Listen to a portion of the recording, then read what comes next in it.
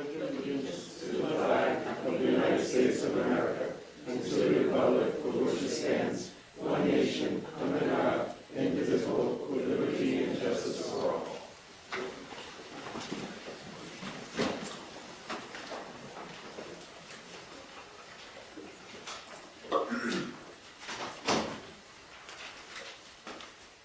I want to thank everyone for coming today.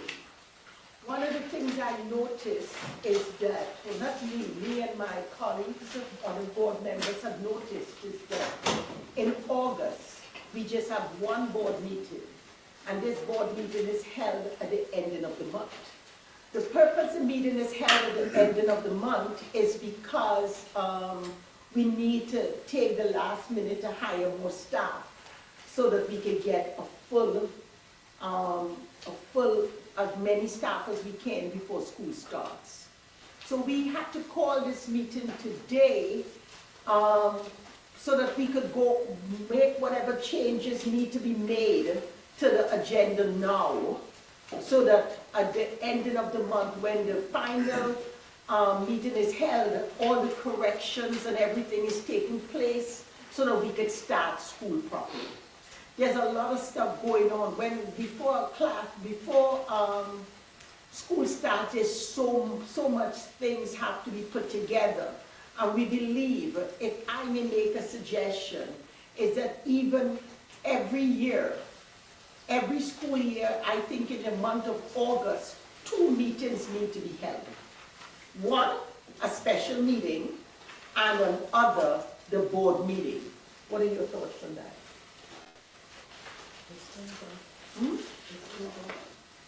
What do you think?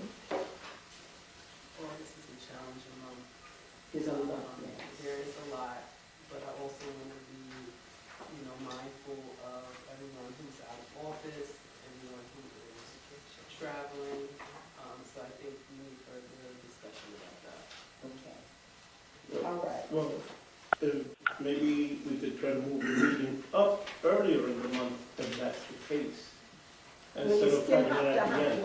You still have to have one at the end, because you have to approve late hires for school staff. Remember, during the month of August, we still do a lot of hiring of teachers. So you still need a meeting close to the ending of the month. So if you hire teachers late, you have to approve them to start the first of the month.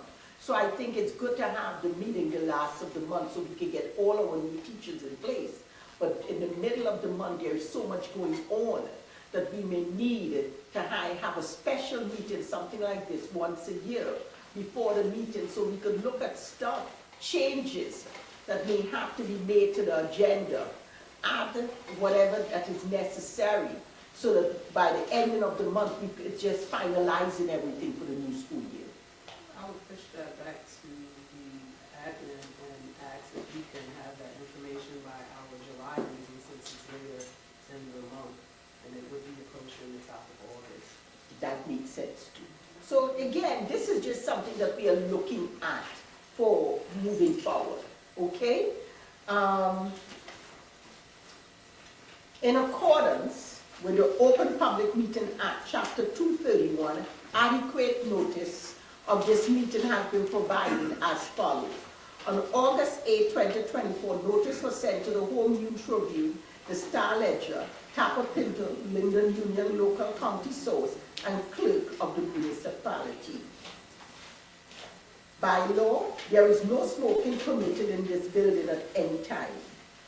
Before I do that, I want to let everyone know the purpose of this meeting. A couple board members and I had discussions, and one of the things we realized that there's a lot of information that we need to get before the beginning of the new year. For example, we believed that we need to hear from key employees before the new school year starts. So we want to find out information about the opening of the school with board members regarding teachers and students. One, we also want to accept the resignation of a board member. Dianara Rosado has resigned from the board, and we would like for us to post the position for her replacement. So this is one of the things we would like done, post a position for replacement.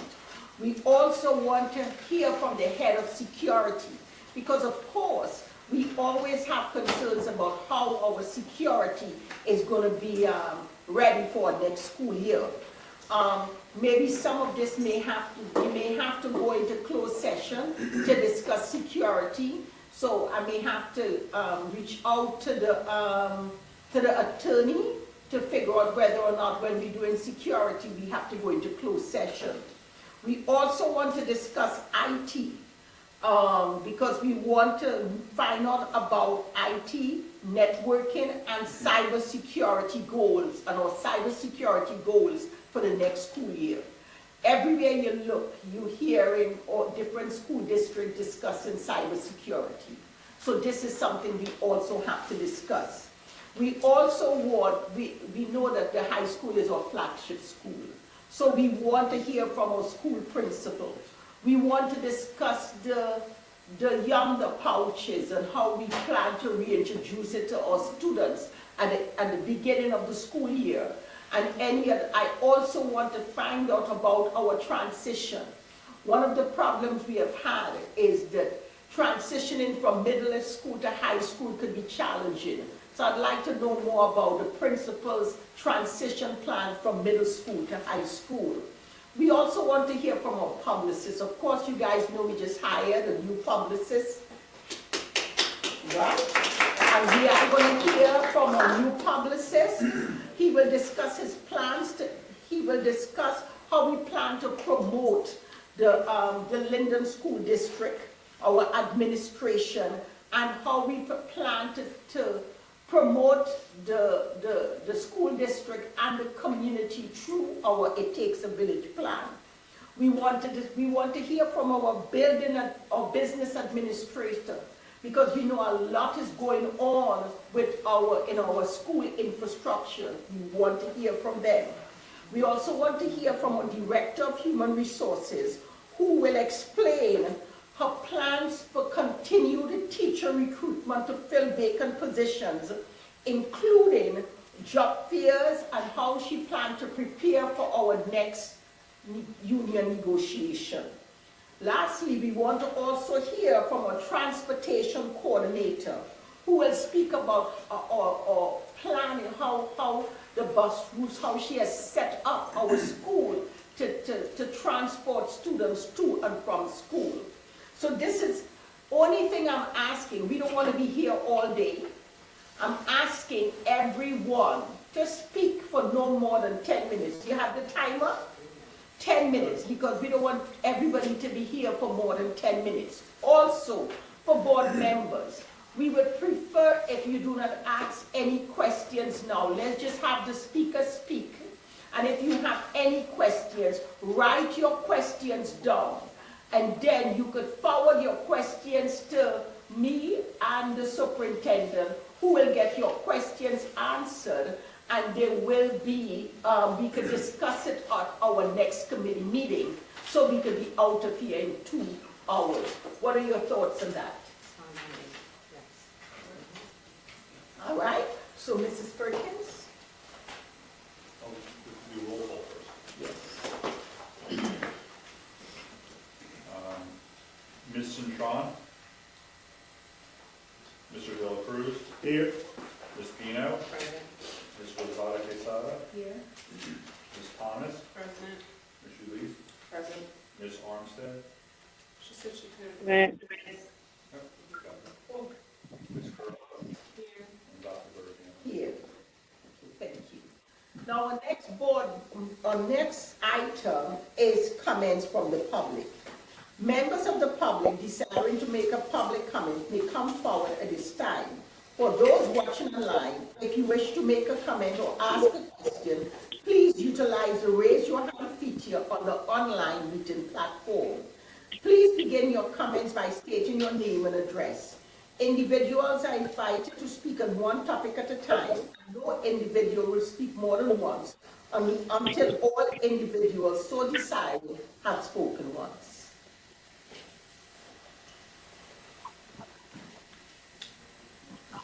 Do we have anybody online?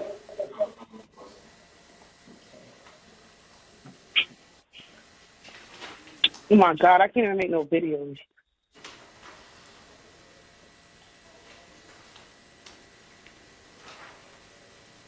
So our next agenda item is our superintendent's report. Thank you, Madam President. Good afternoon, everyone. As Dr. Berghammer stated, the board is seeking additional information for preparation for the new school year. So the superintendent's report is going to provide the opportunity for the members of the district to communicate their plans. Dr. Berghammer, is there any particular order you would like for them to go in? Well, the first person I'd like to hear from is one of my favorite board members. She's resigning. And if you don't want to speak here and you want to speak at our next board meeting, or if you want to speak at both, you're welcome. So if you want to share, speak to the board and to the public about your intentions. Good afternoon, everyone. Thank you. Say your name again. So Diana Rosado. I feel sad to leave the board, but I am going to continue further my education and starting my master's. congratulations. And because I work full-time, the classes are at night. From 4:30 to 10:15, I'm going to take 4 classes. So it's going to be 4. I wanted to finish in a year and a half. It's my plan. So hopefully I'll be able to do it. So it's going to be from Monday to Thursday. I won't be here for the next 4 months until December. So I think it's not good, it's not responsible on my part not to be here and be present and give my 100% being a board member. So I think it took me time. I analyzed it very well, but in reality, I won't be able to do it having a full-time job, a family, in a full-time school and doing a master's. A lot of us here have done it, and it's not easy. Everybody's scaring me like 4 classes at a time, but yes, I'm gonna do it. So I'm sorry. Hopefully in the future, I'm able to come back. I will definitely work hard, and I will try to be here again and to continue to do well for the kids of Linden. And I'm welcome again, and for the people choose me, I will be happy to serve you guys again. Thank you so much for all the support. Thank you for the time that we dedicate to the board, to the kids, to the school, to the system, to education. Thank you so much, and I hope that each one of you continue doing what you're doing, the way you are doing it, and keep Linden being strong. So thank you so much.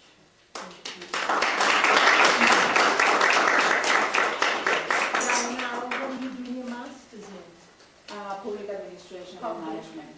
Well, your experience on the board will help you with a master's in public education, public administration, with your experience on the board and stuff like that. It will really help you get a job. The thing is, though, one of the things I liked about what Ms. Diana said is that in order to do anything, in order to be good at anything, you have to be committed. You cannot be involved. Because if you're involved, I'm going to tell you guys, I don't know if I told you guys this already, but this is for, do you guys, any one of you guys like to eat a bacon and egg sandwich? You like bacon and egg, right? Okay, so when you look at the bacon and egg, this is an example of being involved and being committed. Take the bacon and take away the egg from the bread. The bacon and egg, one is involved in the sandwich, the other is committed to the sandwich. Which one is involved and which one is committed?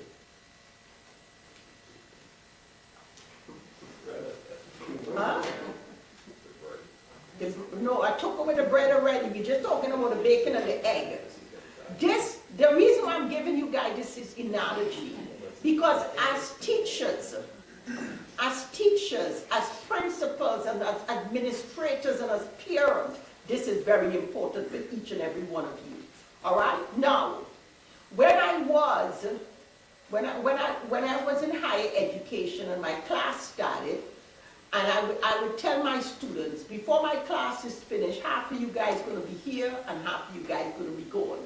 And they said, why? I said, because the people, because of whether you're involved in education or you're committed. Now, the reason why I use that analogy is because people who are involved always make excuses. People who are committed find a way. Just like the bacon and the egg. In order to get the chicken lay the egg and walk away, so the chicken is involved. But in order to get the bacon, you gotta kill the damn pig. That's commitment. It's the same with life. It's the same with work. People that are committed do not make excuses. People that are involved make excuses. Students that fail, blame the teacher, blame the superintendent, blame the parent, they fail. Students that are committed, when they fail, they say, Lord, what am I going to do this differently next time? A student that is involved in education, they wake up in the morning, they see an inch of snow on the floor, they say, shit, I'm going back to bed. A student that is committed to education will wake up and see the inch of snow and say, thank God it's not afoot. And they get up and go to school. The point is that with Miss Dainara, Dainara is saying, I do not want to be involved in this board. I want to be committed to the board. Thank you very much, my sister.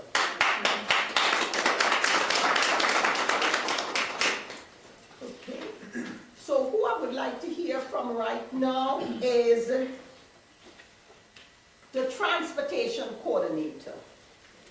10 minutes. You have the clock timing?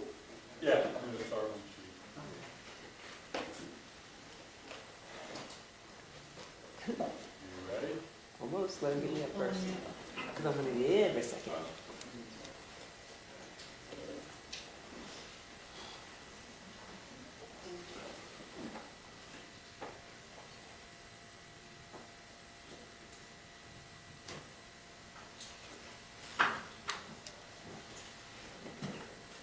Okay, good afternoon, everyone. I'm going to go over the who, what, when, how, and why of transportation. Transportation is a trip, literally. So you're going to learn a lot of things that you probably didn't know. Okay, our transportation team, who we are. I'm Lisa Ormond, transportation coordinator, and Janice Gonzalez is my secretary, but I refer to her as my assistant because when my days are bad and my left arm is weak, she is my left arm. And right arm as well. So she is more than just my secretary. She does everything that I do and then some. Next. Even. Okay, so what is our goal? Our goal is to provide safe transportation to all students who are eligible or to their designated stop, to and from their designated stop. We assign routes based on state mandates in the New Jersey Administrative Code, Title 6A-27. We have to maintain a positive and productive working relationship and communication with all of our partners. And our partners are the bus companies, the school staff, and mostly our parents, because the parents entrust their children with us. We have 6 components of transportation. This is the what we do. We have door-to-door special education routes, neighborhood routes, out-of-district special education, aid in lieu of transportation, displaced students, and also field trips. Special education students, they receive transportation from door to door, and it's based strictly on their IEP. They get picked up at home or an alternative address, which could be a daycare or a grandma's house. My son always got picked up at grandma's. And we provide them safe transportation to and from school. Requests for transportation are only approved through the child study team, and Marie Stefanik must sign off on those. There are no mileage requirements. Regardless of your address, the student is transported to where their designated program is. If it's an autistic program or a multiple disability program, we will transport you where you're going to get your best education. Neighborhood stops, it's a whole different story. They're located throughout the city with walk zones. And a walk zone is pretty much set up so a student doesn't have to go more than 2 or 3 blocks to get to a stop to catch a bus to get to school. Those qualifications are based on mileage set by the state. Students that are in K through 8th grade, if you live 2 miles or more, you're eligible for transportation. Students that are in 9th grade to 12th grade, it's 2.5 miles or more. So you can literally be a parent with children that live in the same house and are eligible for transportation to McManus, but not to the high school because the mileage requirements are changed. And that, once again, is based by the state. We also have hazard areas. Our local school district has determined what areas are considered hazard. We don't want anyone walking over an 8-lane highway. We don't want our students walking in any area that has heavy traffic or large trucks. So we designated certain areas that are hazard, Cross 1 and 9, and also the Walmart area. So those are industrial areas. Next. We also have special demographic consideration. In the early 1970s, the city of Linden, I don't know whether it was the county or whatever, but we designated Baltimore Avenue to Cranford Avenue, St. George to Elizabeth Avenue as a designated desegregation zone. Now, I don't like that word. I like to call it a diversification zone, where they started sending students in a particular area to McManus to achieve a more diverse student population. Okay. We also have special education out-of-district placements. Now, we partner with the Union County Educational Services Commission for this particular component of our business. Students with educational, social, emotional, physical needs that are unable to be accommodated by our staff are outsourced to a place where they're going to get the most, they're going to be a place where their education is conducive for learning. So that's what we do there. We don't have all the resources available in our district, and all children have the right to be educated. Well, we have 122 students approximately that we send out of district, and we deal with 42 different schools. And once again, Union County Ed Services, they partner with us. We send them the request, they set up private transportation. And the cost can range anywhere from $200 a day to up to $520 a day. That's including the aid. We also deal with displaced students. Now, students who are displaced, but it's not limited to fire, domestic violence, or death of a parent, who are emergency, we have to they get placed someplace else. There's our McKinney-Vento students. We provide educational stability. Rather than have a child get ripped out of the school system and put someplace else where they're living, we will provide transportation. That's also a state mandate. Some kids are in group homes. It's just a non-traditional family living style that we are also mandated to transport them. And then we have resource families. Those are students that are placed in home by the Department of Children Protection and Permanency. Now, animal of transportation is another animal. We give qualifying families partial reimbursement for transportation. They have to meet mileage requirements, more than 2 miles to 2.5 miles, but less than 20. They have to be 5 before 1031. Students who live in Linden who are enrolled in private schools, both religious and preparatory schools, charter schools, Renaissance schools, choice schools, which is a school like David Brearley, where you can choose to send your kid to another private school. We pay the parent a partial stipend to cover that reimbursement. 353 students for the school year 23-24, and we deal with 36 religious schools, 4 prep schools, 4 charter schools, and 1 choice school. All of them have to be registered by the state of New Jersey.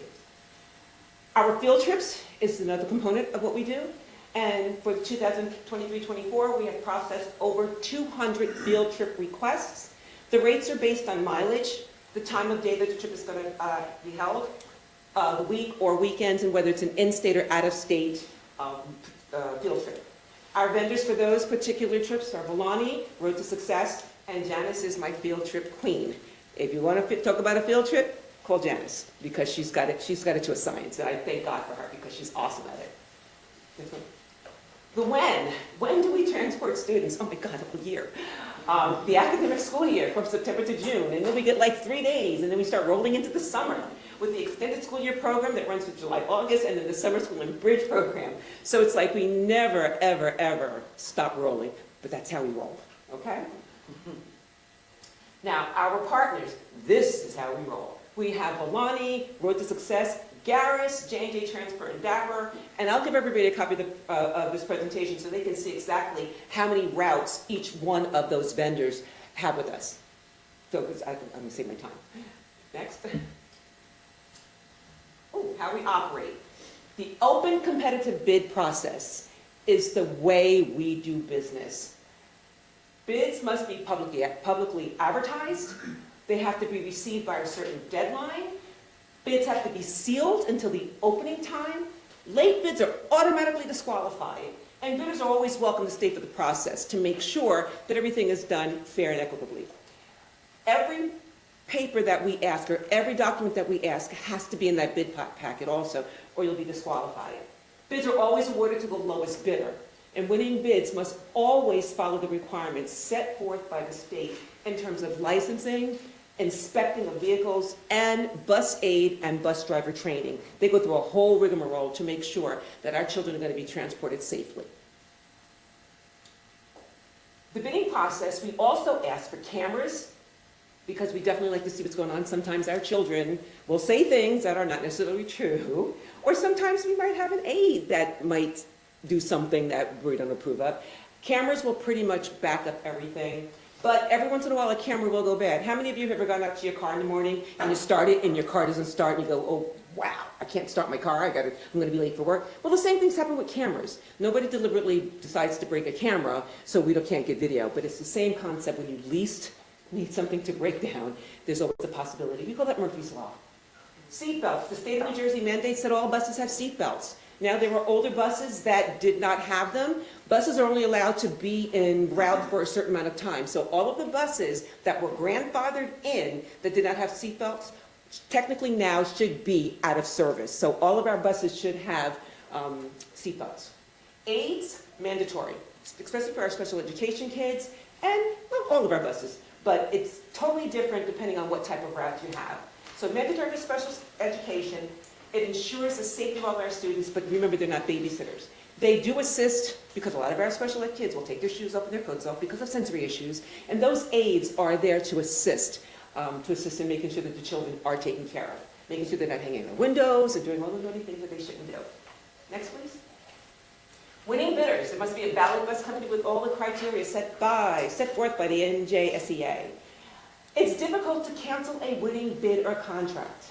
If they don't show up on the, oh, I spelled it wrong, the debarment list, we take them. We have to do business with them. And that debarment that we put, that we can pull up will show if they have any type of seriously legal blemishes with the state of New Jersey. If they show up on that, they can't do business anywhere. No, not just with Linden. And we do want them to have a two-way radio. We cannot stop any company from bidding on our routes. And if they win the routes, it's theirs. It has to be something really egregious in order for us to say, we don't want you. But if they pass that debarment, they can still bid on us next year. Next, please. We discourage the use of earbuds, but we cannot fire or fine a company that is using a hands-free device that the law allows. Everything is based on the law. So I can't tell a bus, oh, the speed limit is 25 miles per hour, but you can't go with 10 down my school streets. Can't do that. It's the law. They follow the law. Cell phone use is prohibited with exceptions of an emergency. There's a vehicle accident? Yes, I want my aide to pick up that phone and call the police. Okay? If you call, oh, I'm done. Okay. But that's it. Everybody will get the, because there's so much. So guys, you see, in 10 minutes you get cut off. Okay, it's okay, but everyone will get a copy of it because it was just going over like, whatever. And the last statement was like, why do we do what we do? It's a hard job. Somebody's got to do it. Why not us? All right, thank you.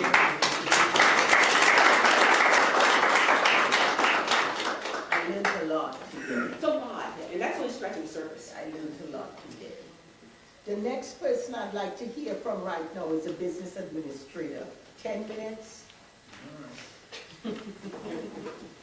All right, so in terms of items that we are working on for the start of the school year in terms of construction, the PDRC Welcome Center, and there's something on the agenda tonight for the flooring there. There are still some minor things that we're going to be doing during the course of the school year, but we've got the furniture and all of that is set up. We've installed security cameras and security upgrades for that site.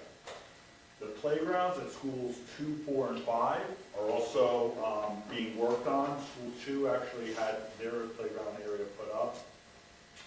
School 4, they just started working on the interior courtyard now.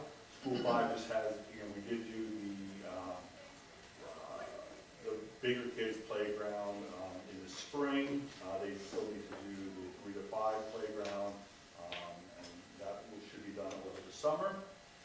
The roof at the last building at McManus, at Seoul, and at School 1 has been being worked on this summer. We're looking to close that out prior to the start of the school year. We have the marquees that are going to be installed at School 10, as well as the Seoul Middle School.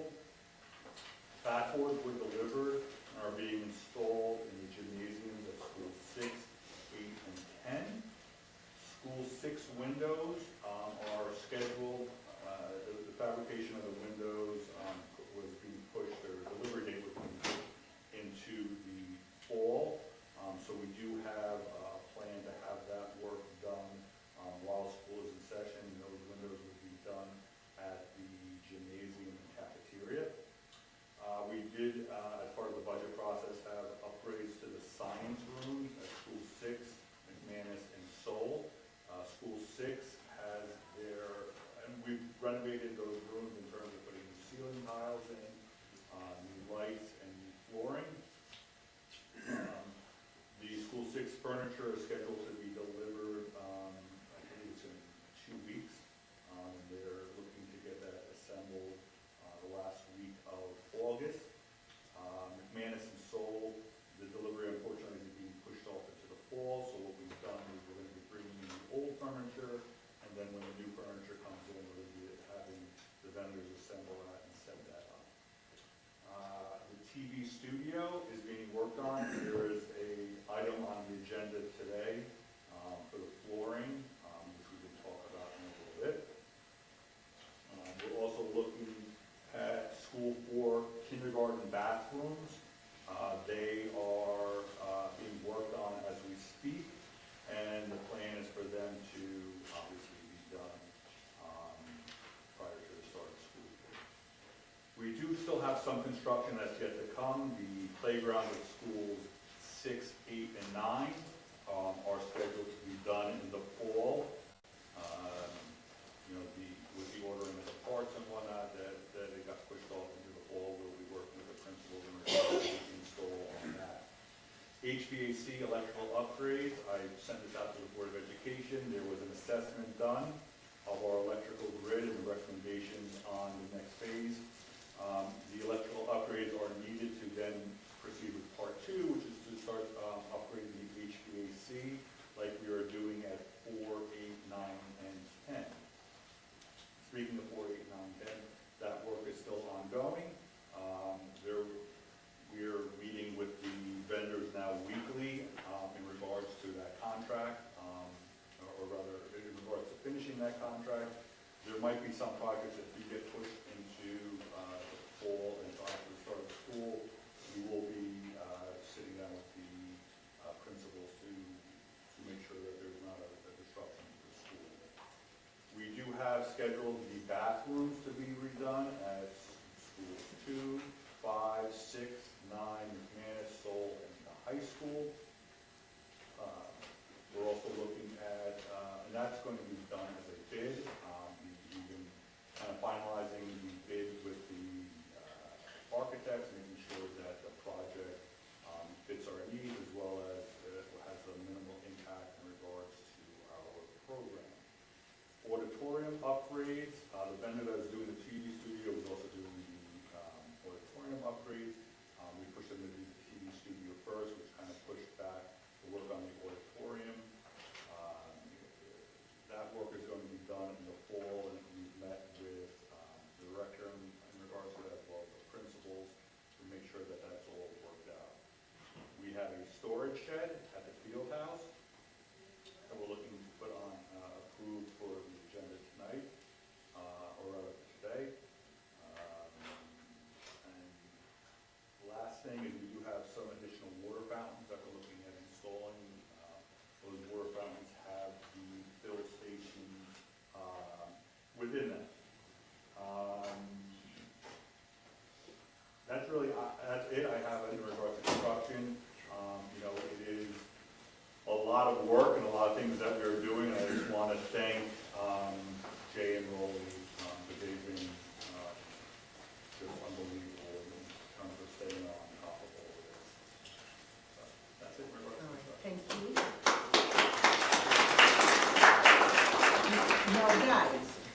This is supposed to be just 10 minutes.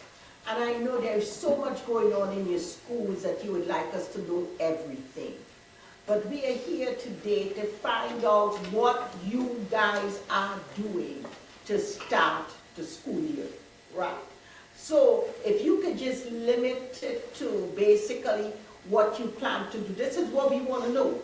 How you're gonna, all the stuff that you have put in place to get ready for the new school year. So if you guys could be specific, and I'd also like to hear from you, Mr. Mastriano, if you have a little bit to share about your school, all right? But, you know, ready? Good. All right, okay. So when you come up, please try to stick to what your plans for getting our school started. The next person I want to hear from right now is our publicist.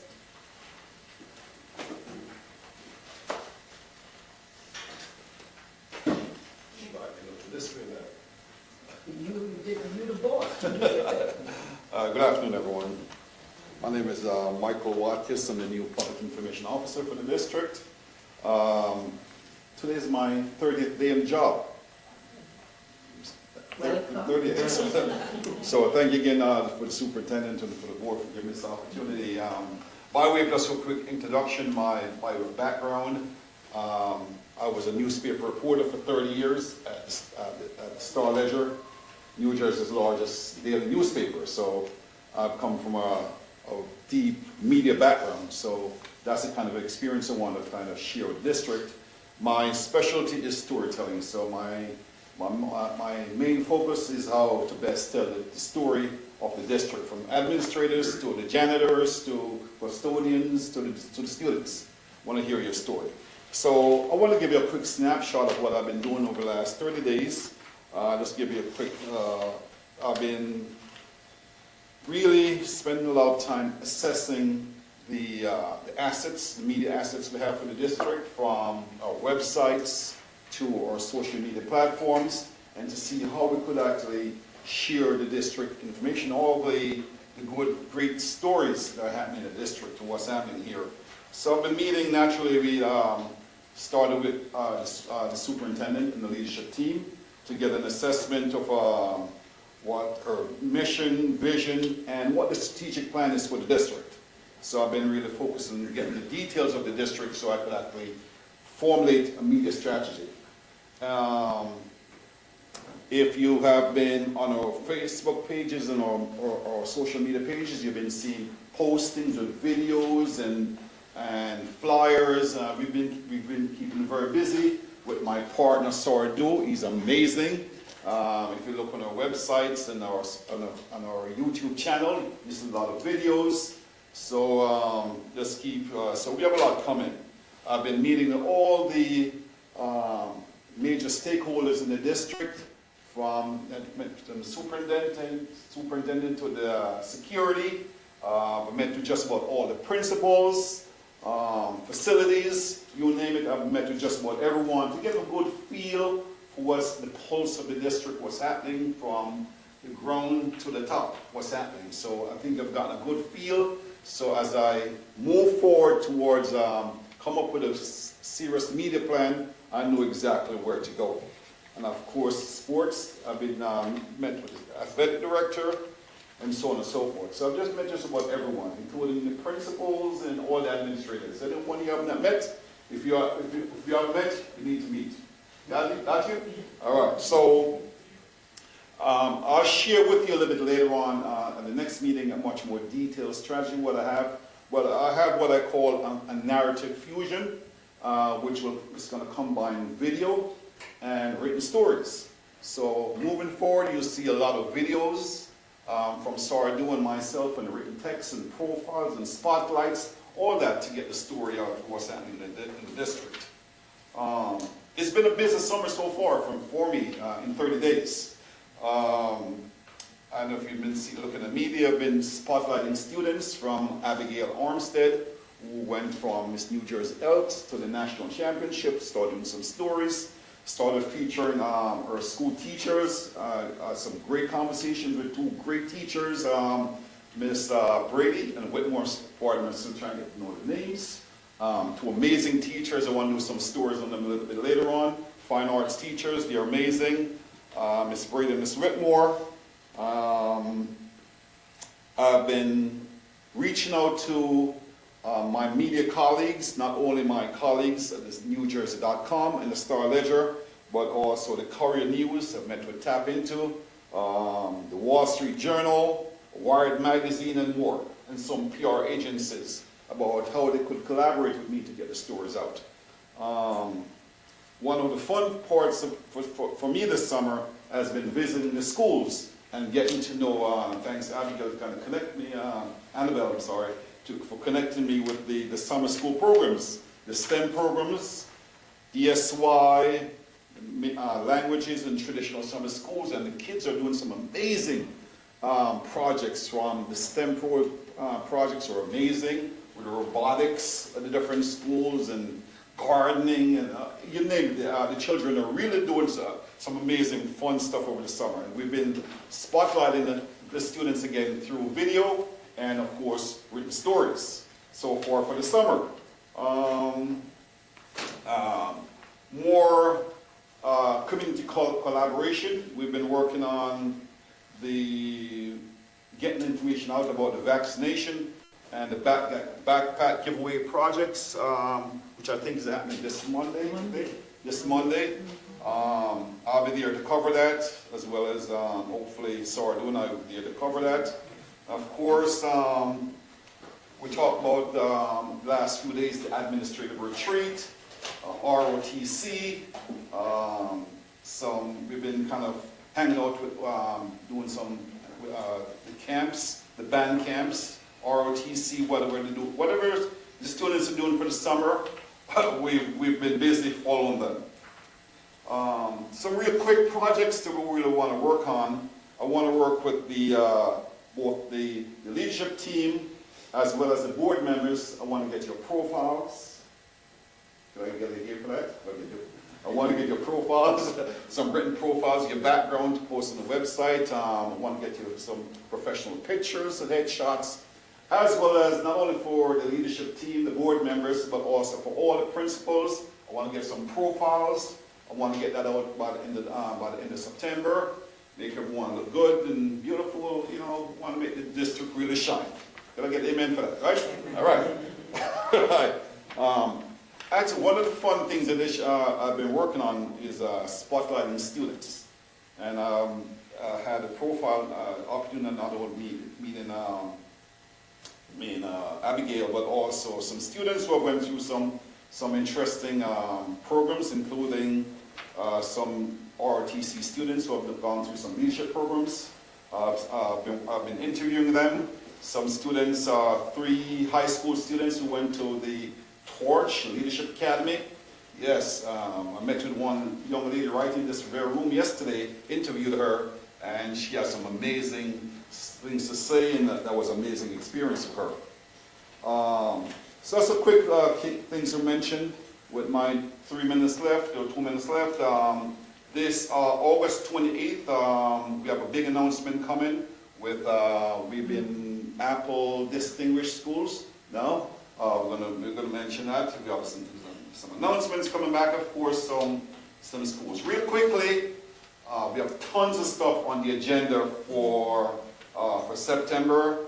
Back to school, first day back to school. We're gonna go wall-to-wall coverage, just about all the schools. Drones, and you name it, we're gonna make it a real exciting day. We're gonna profile all the new coaches, hopefully. We have Hispanic Heritage Month, back to school nights. We're going to spotlighting new district initiatives. That's September alone. Meet the board. We want to set up a meet the board kind of day to get that going. School, so many events. Playground, I'd like to hear, I want to do some stories on the updated new playgrounds. That's exciting. So much stuff going on. Financial literacy, Grandparents' Day, you name it, a lot of stuff going on in September. I could share some more details with you later on. Same thing happening in October. We have lots of events. It takes the village spot. I want to start spotlighting. It takes the village. People were spotlighted or featured there. More school-based events. Anti-bullying month. It's in-time month, a week. It's in-time month. Yes. The month, breast cancer awareness month. Lots of stuff. Principal month, Red Ribbon Week, school assemblies, Halloween parades, you name it. I've worked with just about all the school principals who have been sending me their calendars. So I want to know exactly what's going on in every school. So by the end of the month, early next month, I should know just about what's going on in every single school. And we'll be providing coverage. Of course, November, we have the grand opening of the Multilingual Center and more election literacy and so on and so forth. So these are just a snapshot of some of the media coverage we plan to illuminate the district and let the district shine, from our students to the board. All right, thank you so much. You sound like a publicist. Yeah. I like the word spotlighting. Yes. I like that word. Yeah, I could own that. I like that. Yes. Our next speaker right now. The reason why there are certain speakers I leave for last because we may have to go into executive session because of the privacy involved in a couple of our speakers, so I leave it for last. The ones that can speak in public is the ones that I'm calling up right now.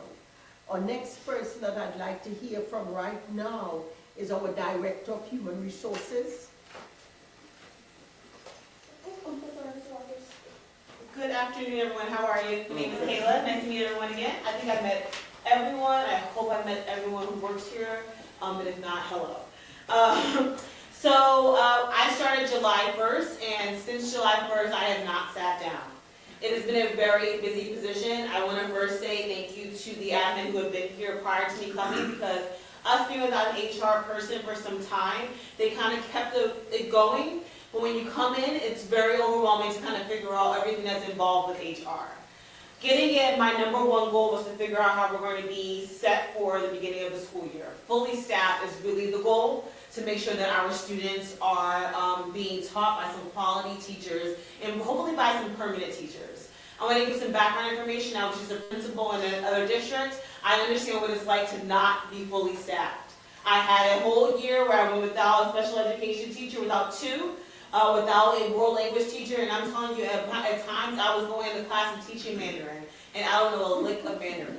All right, Teachers Pay Teachers was my best friend. And that was me as a principal going in and teaching 7th grade. So my biggest goal was to make sure that we can come in here and be fully staffed. In the beginning of July, I had a meeting with all the principals where we sat down and really went through our vacancies and some supervisors as well as directors. We sat in this very room, we sat down and went through our vacancies and typed it all up, and I said, all right, this is a lot. I talked to Mrs. Perkins, Miss Lewis, Mr. Walker, and said, what are we going to do about this? And we decided to do a job fair. And that job fair was planned, and I'm going to say 2 weeks. I think Ms. Lewis even looked at me and said, this is very ambitious of you. And I was like, I think I could do this. She's like, this is very ambitious. And we did it. I called up njschooljobs.com, K-12 top school jobs.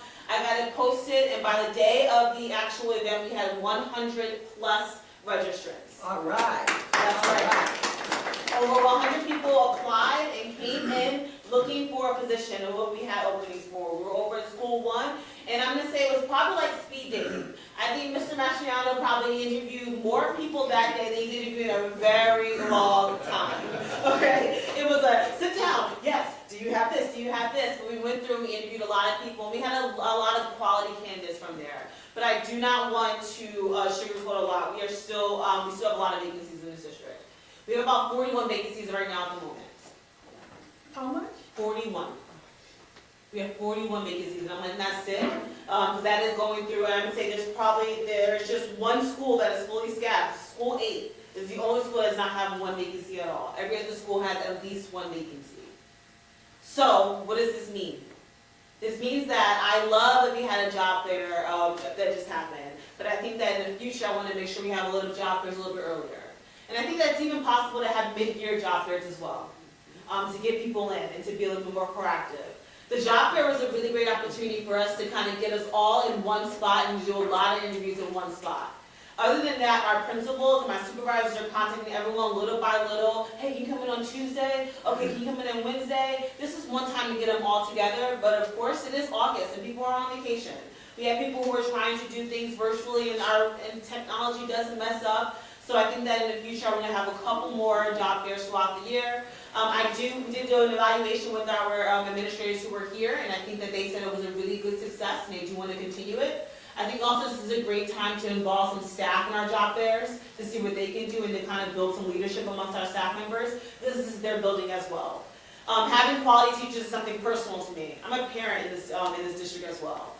My kids are going to be in a building that there are going to be vacancies in. They're going to be affected by this. A lot of our children are. Not only with recruiting quality teachers is not going to be my main focus, but also I want to focus on recruiting some quality substitute teachers as well. So we have already been starting to interview our subs. We have them coming back. We have well over 130 subs that are Linden subs, and then we also outsource with a company. And I'm also wanting to supplement with another company as well so that we can get quality subs here. Of course, giving our principals the time to evaluate our substitutes as well. And if they're not quality, then they just can't be here. I'm not saying that that subbing is not the job for them. It's just subbing in Linden is not the job for them. Or as what we are doing here. When it comes to another vision, I guess as well, is when not only just recruiting our quality teachers, but retaining them is important as well. And that's something that the executive leadership is already trying to figure out when it comes to doing a culture and climate survey. But I think for us, for me as a human resource director, it's me about more streamlining some processes to make it easier for our administrators and our staff. Ms. Perkins showed a great video in our admin meeting this past week, and it talked about why teachers are feeling so overwhelmed or why they're leaving. And it's not about teaching. And sometimes it's all the things that are outside of teaching. All the other stuff is what's really leading them to be stressed. And I think that there's something that human resources can do to make sure it's streamlined and a lot easier for them. That's going to be one of my goals as well. And I think that is it, unless we have any questions. No, not now. Awesome.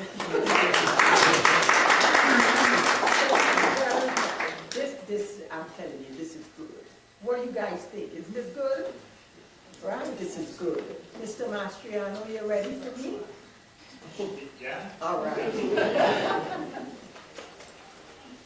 going to bring my partner in crime, Ms. Maribel Durbin, our new vice principal at McManus Middle School.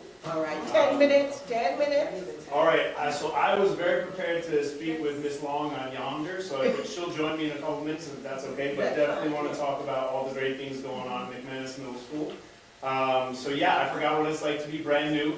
I'm going on my 20th year in the district, all in Linden, but I am the new guy in that building, and I cannot begin to tell you just the amount of support that I felt, all the different layers, our custodial staff, Mr. Mike Henderson, our administrative assistants, our security, Keith Aslan, everybody just getting me up to speed with everything that's going on. Maribel really helped out with our summer program.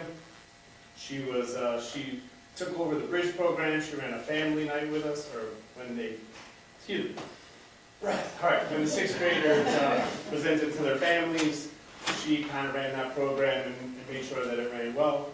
We are getting ready to accept 693 students to McManus Middle School, and I'm super excited for that. Yeah, absolutely. So, yeah, it's a lot of students. So what are we doing? We have our sixth grade orientation going on next week. Out of the 243 sixth graders, over 195 families have signed up to come in and see our school. Yeah, you're going to come Tuesday and Wednesday. What are we? A through L on Tuesday and K through Z on Wednesday. Yeah. So communication's been great. One thing that I want to think about, though, moving into the future, maybe having a sixth grade day, where not only do they have orientation, but then maybe just our sixth graders can be in school and nobody else. No seventh graders, no eighth graders. I don't know what that looks like on the 100 days of school, but in doing some research, there are some districts that bring new students in, whether it's 9th grade, 6th grade, or kindergarten, and they just get to have the school to themselves for teachers. So that's something that we've been thinking about. I think that's pretty much it. Yonder, you said you were gonna talk about Yonder. Yeah, I've definitely followed Ms. Long's lead on Yonder pouches. I know she's gonna come up, she has a presentation for you. Being in education for a long time now, you see trends, right? So right now we're going through AI trends. What kids can do with AI, what they can't do with AI, things that are good and positive, things that are not so good and not so positive. So cell phones came to schools a long time ago. Some districts said, you know what, we're not gonna fight the cell phones, we're just gonna allow them. We're gonna say, hey, take your device out, we're gonna use that in our teaching. So during our curriculum, like when I was becoming an administrator, I went to another school district, that's what my mentor was, and she's like, we accept cell phones, just no type of headphones, no Beats, no AirPods. So that was good, right? But then it's like, we can't beat them, let's join them, let's let music. The trend is changing now. You can do a quick Google search. And cell phones are not the greatest thing in school. They're distracting our students, especially our students that might have ADHD or focusing issues. They're kind of addicted to that, like they need to be on it. It's like, even as adults, I know many adults, the first thing they do when they wake up, they roll over and they look at social media to see what's going on. And now, experts are coming out saying, this is not the greatest thing. I mean, our goal in school is number one, safety. Number two, make sure our kids have a self, like they feel good about themselves, they're happy, and then number three, then we're going to learn. If you don't feel safe and you're not happy, then you can't learn. So those are three big pillars that we need. So in order to do that, we would like to put the cell phones in these Yonder pouches so the students can just focus on the learning, and they don't have to worry about all the exterior factors that are going on. I know we're handing out some Yonder pouches right now. So I have two teenage daughters. They're addicted to their phones as well. I mean, there's even times I want to be online and see what's going on. I do fight myself not to text my daughters during the day to say, hey, what time is soccer practice? Who's picking you up? Things like that. So I know that's really a struggle for some people, but this is something that we have to do. We have to do it now because we have to teach them. It's not just about test scores, it's just teaching them about focusing on the task at hand. And when you're in school, the focus really needs to be learning, right? And there are all these outside factors that we talk about. Yeah, if there's an incident in school, yeah, everyone's pulling their phones out. I get all that stuff, but really it's not even so much about that because they have iPads. I mean, we just need you to focus on your learning. We're going to put your cell phone device, whether it's a smartwatch, your phone, we're going to put it in the pouch and we're going to learn today. And that goes for the teachers as well, right? So we want to limit them. I mean, we're the role model, right? If I'm asking you to do it, I kind of want to do it too. Now again, these are things that have to be ironed out because our teachers are locked in, whether it's a reminder, some type of app, when we're in lockdowns or we have certain security drills going on, teachers do kind of need access to their device at times, right? So these are things that are going to get ironed out. But right now, more than ever, I started to do a quick Google search when Ms. Long told me about the Yonder pouches and Mr. Walters.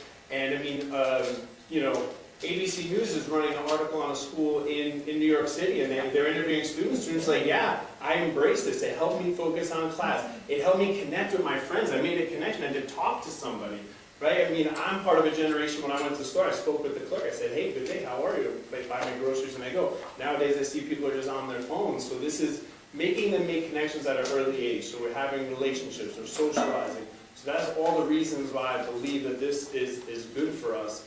And again, I think that we're on the forefront of this. Like, I know Mrs. Perkins has shared with us, districts are reaching out to us. They want to know, like, how did you do this? This is awesome. I even had vice principal from I will say another district, I'm sorry. I won't say the other district, but we have vice principals reaching out to us saying, how did you do this? What's going on? How did you roll it out? So, I know Ms. Long has a whole presentation, but it started like the ground level, 6th graders, they're not used to this. So we've already sent our letter home explaining what's going on.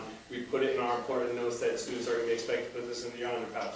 We have a demonstration for them when they come to orientation next week. And then, you know, our 7th and 8th graders, we're sending out a letter to them. We're sending a letter to them just reinforcing we'd like you to bring your pouch back. This is a part of who we are. It's what we do. It's not this added extra thing.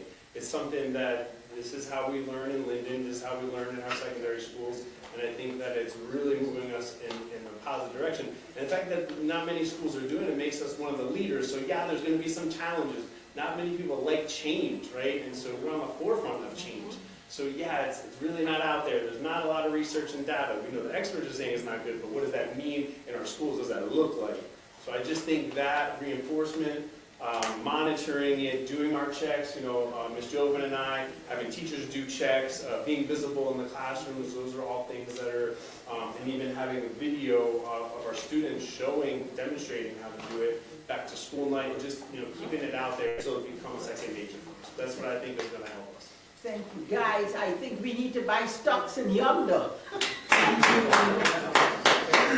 you. So what we did was we provided you, see what we have some technical issues. So what we've done so far is we provided you with an opportunity to get to look at the Yonder pouches. All of our sixth graders will receive this in homeroom during our first day. They will get this, they'll get to design it. Our homeroom teachers will take an opportunity to let our students design it.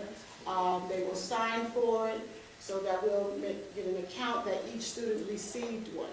Our 7th and 8th grade homeroom teachers, we'll have in our letters going out during the summer that they're to bring it in. Any student who have lost their pouches, they can purchase a new one for $25. If there's a hardship, what we'll do is we will recycle the 8th graders from last year. This way everyone will have one. And what we'll do is we'll go over the expectations during our presentations. Now, the whole point of going over the expectations is making sure that everyone understands the importance of putting their phones, their electronic devices inside. Making sure that they understand this is not a punishment. The focus is learning. If someone needs to communicate with you, when that someone is a parent or guardian, they can contact the main office. We don't have a problem with anyone contacting, when we say anyone, we're talking about parent or guardian, contacting the main office. If we need to pull a student down to the main office to speak to a parent privately, we can do that. But the focus is learning. At the end of the day, or if someone needs to leave, there is right here. Once you put it inside, Gwen, she confirmed it works. it works.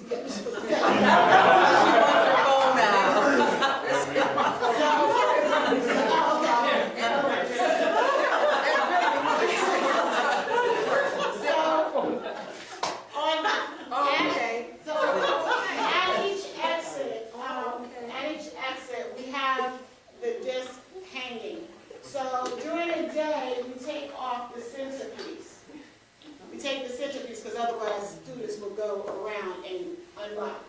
So they're just hanging by themselves. So last period, our crisis will go and put it back on so that at the end of the day, they'll just twist it back on. And as they walk out, they can just unlock it.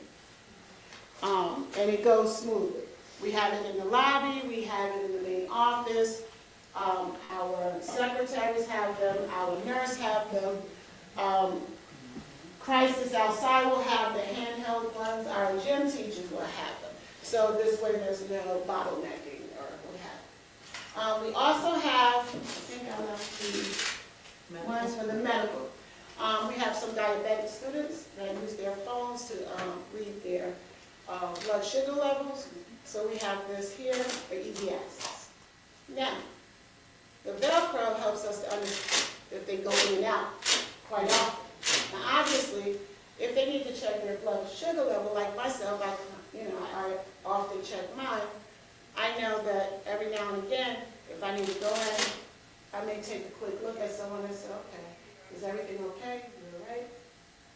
But now also, if you're doing this a little too much, I know you might be in there doing something you're not supposed to be doing. So I'm going to also say, are you okay? Are you all right?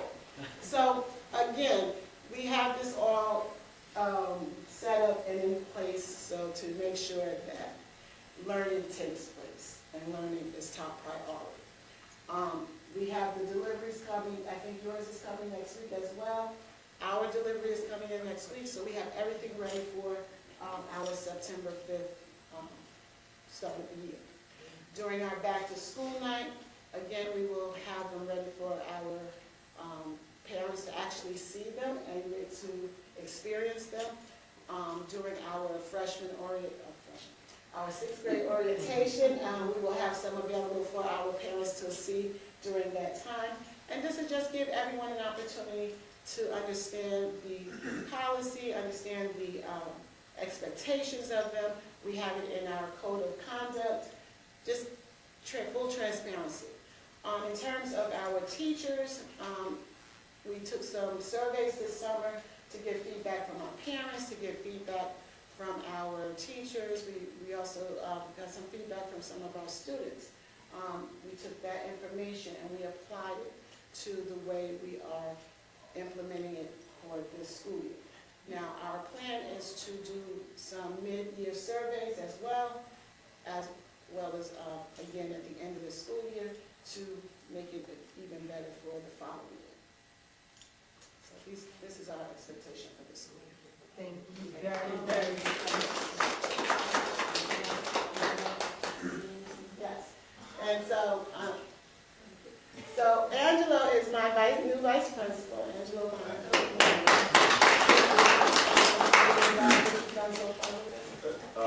Good afternoon, board members, Superintendent Perkins, Assistant Superintendents Lewis and Walker. My name is Angela Monaco. As of July 1st, I am new vice principal of Seoul Middle School, so very excited.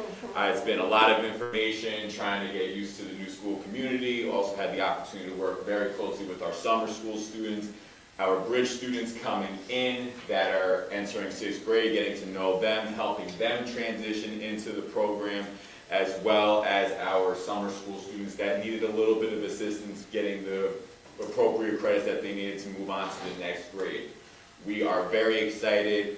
We have a few students that we gave some extensions to get them finished, but pretty much everybody has moved on with the support of our coordinator, Miss Allen Miller. I want to give her a shout out. She did a phenomenal job coordinating our summer school, as well as Miss Long, who's been a huge support to me.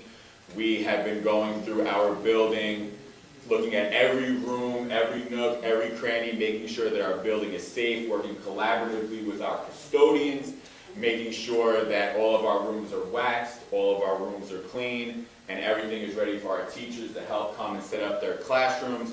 We've also done a lot of work, myself, Ms. Long, Mr. Mastriano, Ms. Joven, looking at the handbook, making sure that with our new board policies that we are aligning what we do with those board policies and making sure that all of our policies within the handbook align and also make sense for our students and are developmentally appropriate, especially as administrators coming in, ensuring that we're giving consequences that not only are age appropriate but also provide an opportunity for our students to really think and hopefully they don't commit the same infractions that they are committing previously. So there's been a lot of figuring out what's going on and really trying to move forward so that way we can move our school forward and not only just move our school forward at Seoul, but making sure that there's consistency between what we do at Seoul as well as what's going on at McManus. I was a former teacher at McManus, so I have an vested interest in making sure that McManus is doing well also. So thank you for allowing me to speak, and I look forward to a wonderful school year. Mr. Coons, you ready for us? Yes, Is ma'am. there anything, before we go to introduce you, is there anything that you're going to discuss today that you think we need executive session for? Sure. Because I know you're speaking, you know, I know they spoke about the under pouches and it was very general in nature. But if there's anything that you think you need executive, I know for Mr. Aslin, I know for you we need to do executive session. Is that correct or is that your stuff? Yeah. Mr. Ormond, is there anything we need with you that needs executive session or could it be done here? If you want the full presentation, we should. No, just 10 minutes, just 10 minutes. That's what I'm saying. If you want all of it, then you'll need to do executive session. But could you do it in 10 minutes without executive session? I would have to redact a considerable All right, so we'll go to you guys in executive session. Mr. Coons, do you need executive session as well, or could you do your presentation without executive session? I can go into executive session as All right, so guys, we need, yes, I'm ma'am? sorry, I believe there might have been another vice principal that might have wanted to speak. Do you want to say something, young lady? Oh, yes, All I'll right. be brief. All right, then after she speaks, I think we're gonna, Mr. Garcia. Yes. Yes, we have, three speakers less that would have to go into executive session. Is all right, okay? I'm just letting you know. Yeah, I believe we're gonna discuss security issues, so that should all be done in executive session. All right, okay, so, have this young lady speak and then we will go in guys, when we go in executive session, I don't want you guys to leave. We're only gonna be there for about 30 minutes, 10, so, right? Yes. All right, okay, so young lady, have your, My name is Maribel Joven. Good afternoon, everyone. I started at McManus as the VP as of July 1st. And I really just want to take a moment to thank everybody that has made me feel welcome, including Mr. Mastriano, Ms. Long, Mr. Monaco. Also at McManus, Heather Sullivan and Sarah Santiago. They have been key individuals to help me get acclimated to the school, including Dr. Lott, thank you so much, and Superintendent. I feel very grateful to have received the position, and I've been working together with Mr. Mastriano to make sure that we have a successful start to the school year.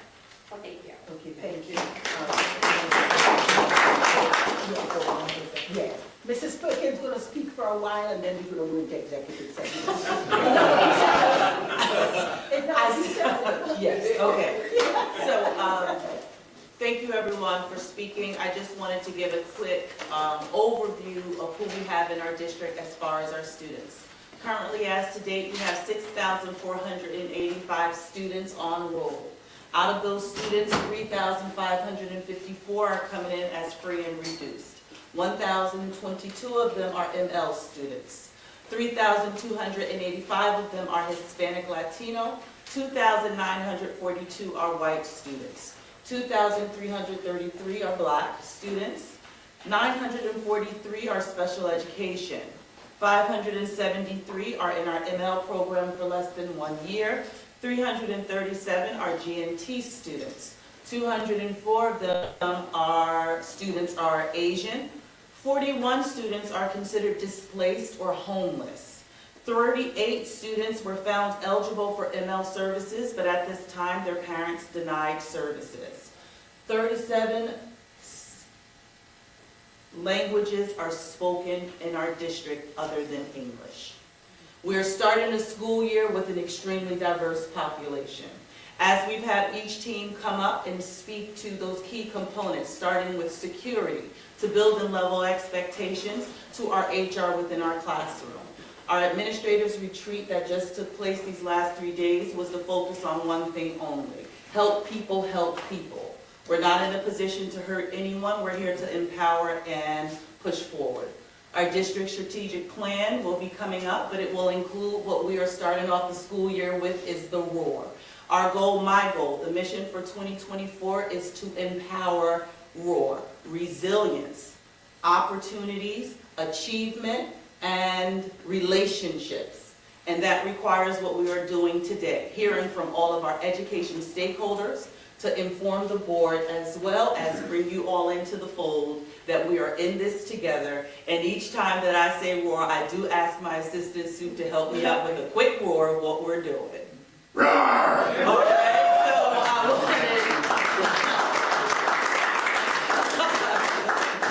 I'll have more information to share at our August meeting, but I wanted to bring it all together as to who we are and where we're going to promote and educate our 6,485 students that we have on roll as of today. Thank you. Isn't this wonderful?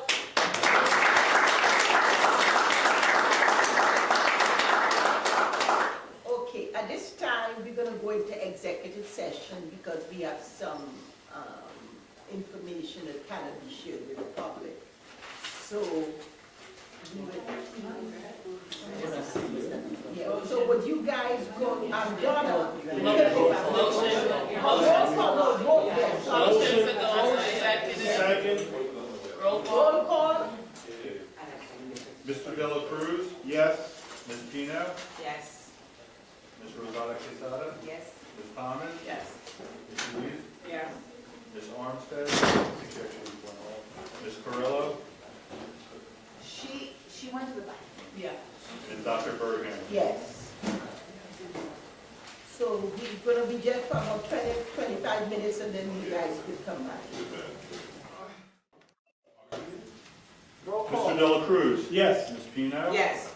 You got enough people to vote. Ms. Thomas? Yes. Ms. Ruiz? Yes. Ms. Carrillo? Yes. Is she saying, Dr.? No, she's leaving. I'm leaving, but here, You said yes. yeah, I still have to say yes, I'm here. She said yes. Okay. All right. Okay, now we're gonna move on to the education report. The Education Committee, upon recommendation of the Superintendent of Schools and the Assistant Superintendents, present the following motions to go over. Oh. It's okay. The Education Committee, upon recommendation of Superintendent of Schools and the Assistant Superintendent, presents the following motion to Linden Board of Education for approval. I approve items 1 through 5, continue 5. Yes. Second. Directly after second. Second. Roll call. Mr. Dela Cruz? Yes. Ms. Pino? Yes. Ms. Thomas? Yes. Ms. Ruiz? Yes. And Ms. Carrillo? Yes. All right, now we're gonna move on to the personnel report. She's not here, so the Personnel Committee, upon the recommendation of the Superintendent of Schools, presents the following motions to the Linden Board of Education for approval. All appointments and reappointments are contingent upon and may be modified based on student participation and the district's receipt of sufficient state, school aid, and other revenue funding. I ask for a second to approve items 1 through 10. Second. 10? Yeah. Yes, 1 through 10, yes. Roll call. Personnel have 10. We have Wait. 9. 10. Oh, I'm sorry. Sorry, 1 to 5. My apologies. It went to the finance report. 1 to 5. Respectfully ask for a second. Second. 1 through 5. Second. Roll call. Mr. Dela Cruz? Yes. Ms. Pino? Yes. Ms. Ruiz? Yes. Ms. Carrillo? Yes. And Ms. Thomas? Yes. Okay. Moving on to the finance report.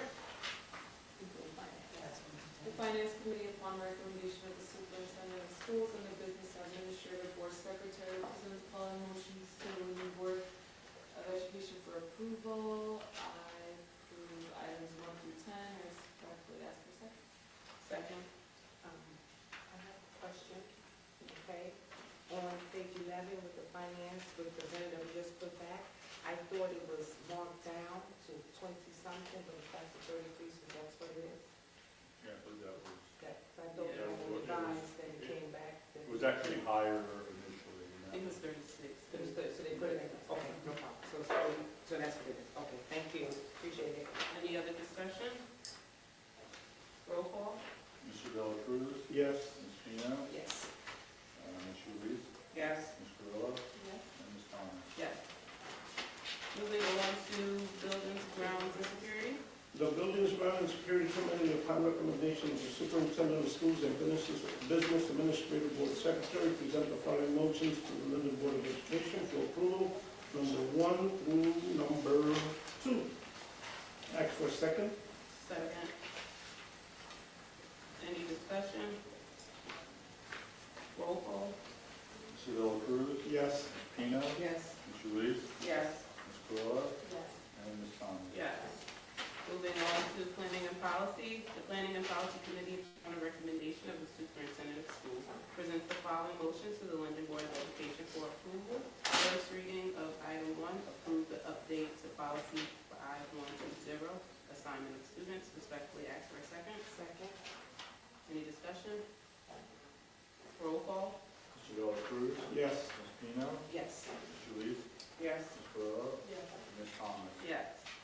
Thank you. Moving on to comments from the public. Members of the public desiring to make a public comment may come forward at this time. For those watching online, if you wish to make a comment or ask a question, please utilize the raise your hand feature on the online meeting platform. Please begin your comments by stating your name and address. Individuals are invited to speak on one topic at a time, and no individual will speak more than once until all individuals so desiring have spoken once. The public is reminded that to ensure the efficient, orderly operations of the meeting, members of the public will be limited to speaking on items for 3 minutes. Any comments from the public? No one's online? Okay, we're good on new and unfinished business, no board comments, and I'm gonna move on to adjourn this meeting. Second. Oh, Adjourn. Motion to adjourn. Say second. second. Roll call. Mr. Dela Cruz? Yes. Ms. Pino? Yes. Ms. Solis? Yes. Ms. Carrillo? Yes. And Ms. Thomas? Yes. Meeting adjourned. All right, thank you. Thanks, everyone. Thank you. Um, You good?